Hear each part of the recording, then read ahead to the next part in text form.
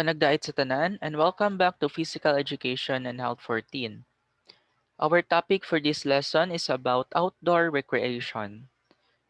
On our first lesson, we discussed recreation as a form of activity, a fun activity that we do on our vacant time. In this lesson, we'll be having a little twist from that term since we'll not be discussing recreation alone, but it is partnered with the term outdoor. Outdoor recreations are those activities performed outside. So it is beneficial for your health. Being out and enjoying the natural world provides physical as well as mental health benefit.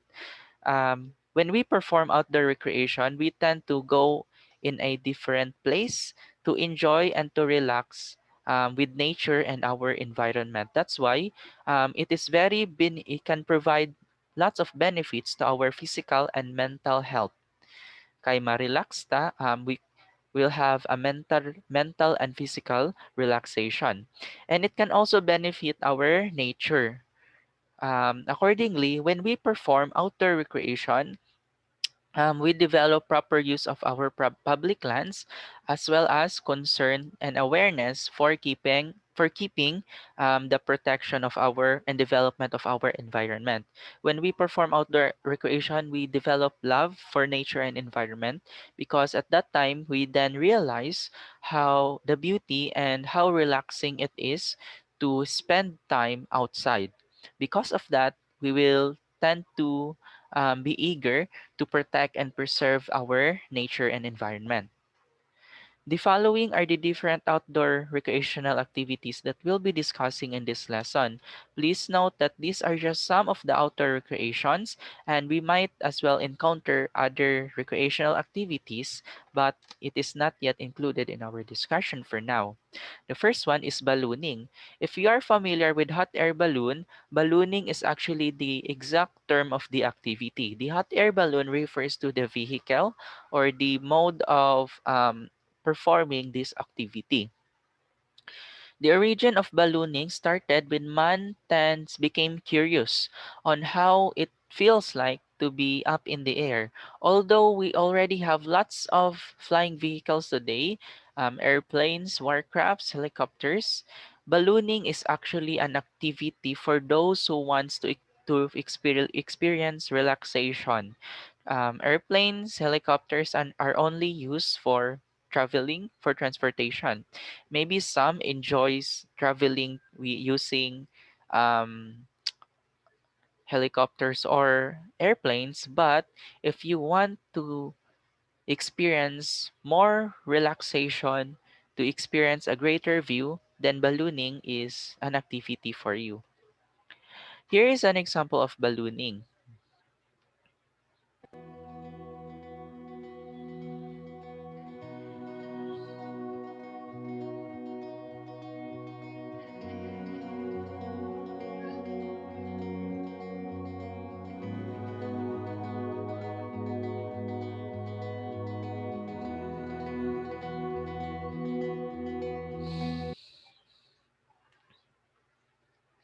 Canoeing.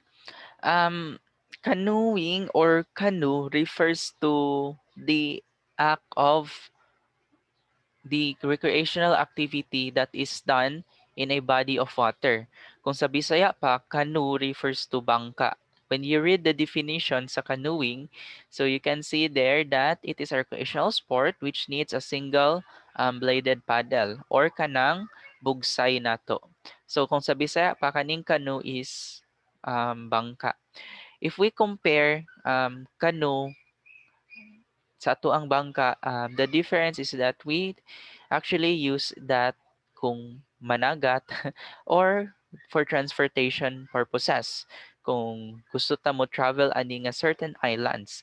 But basically, ang bangka or the canoe can also be used for recreation, for fun. There are people who tends to ride the bangka or canoe to feel relaxed and to have fun for recreational purposes. And there are lots of skills pod needed in canoeing. So kung lantawon nato siya sa picture sayon ra kay siya no, igo ra man kamo sa kayen magbugsay. But there are lots of technical or mga standards or mga criteria that we need to follow so that dili ta matuwad sa tuang bangka.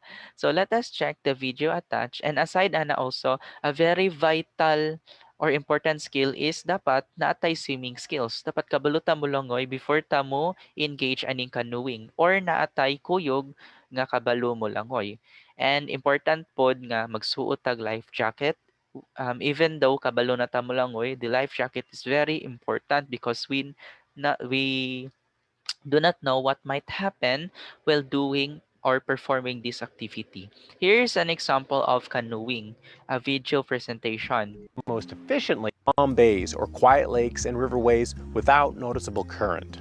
As a general rule, if you venture into water that isn't protected from wind and waves, has current, and or if you travel further from shore than you can comfortably swim, you're entering a new world, a world in which you'll need to protect yourself and the people you're paddling with by taking a canoeing course. So from the statements heard, he mentioned a canoeing course, no? Meaning canoeing is actually not very easy. In some parts of the world, before kanila sugtan or before ka i-allow nga mo engage aning activity, you need to take up course or mga workshops. Canoeing is also considered as a sport and in fact, makita po ni siya sa Olympics. Scuba diving, I'm very sure that we are familiar with this. Scuba diving is the act of engaging in the water, underwater exploration with the use of our gears and other materials. Here is an example of scuba diving. This is a performance done in an aquarium. This is not in the ocean or any bodies of water. Instead, sa aquarium rin siya.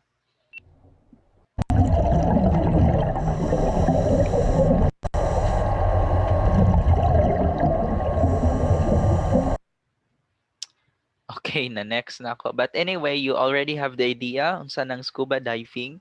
It is the act of exploring the underwater and it is considered as a form of recreation because you can explore and see what it's like to be underwater and indeed our the environment below the ocean is indeed beautiful. Sports fishing. So kung fishing lang, maybe we can consider this as a act of livelihood. But since sports fishing man ato ang discuss diri, it refers to the activity that is relaxing.